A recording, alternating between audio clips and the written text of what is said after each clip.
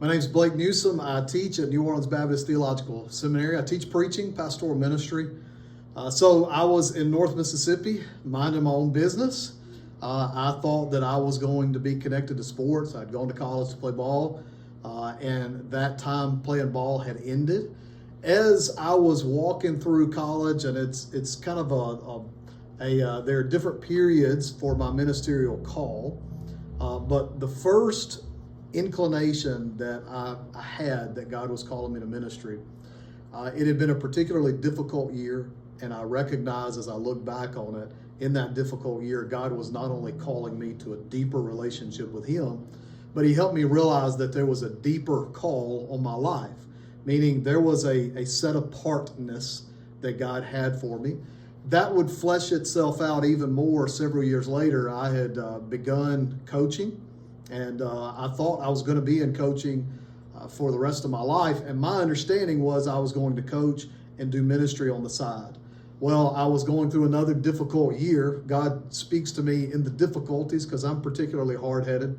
But what I found is that God tends to press. He allows the pressing, and the pressing in a lot of ways presses the you out of you, so that the Spirit of God working to fill you gives you a better understanding of what it means to follow Him. And so in that sort of second dimension, second aspect of God's call on my life, I recognized that God was calling me out of coaching into the ministry. And the way that I would describe it is similar to what Lloyd Jones talks about, and Jawa and some of these other guys. There was this inner burden to where I loved coaching. And up until that point, I wanted to coach my entire life. But at that point, moving forward, I could not go the rest of my life without preaching and without doing the work of ministry. I knew that I could go the rest of my life and never coach again, but I could not go the rest of my life and never do ministry. And that for me meant going to seminary. That for me went other aspects and leaving the world of coaching behind so that I could do full-time ministry. It's been a great ride. It's been challenging.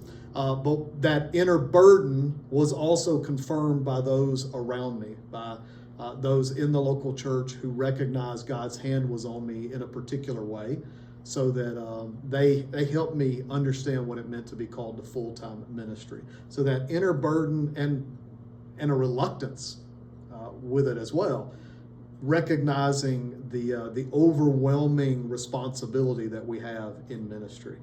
That inner burden and a reluctance confirmed by those around me in my Christian circle were part of my ministerial call. And it has truly been an incredible ride serving the Lord and doing ministry with Him all these years.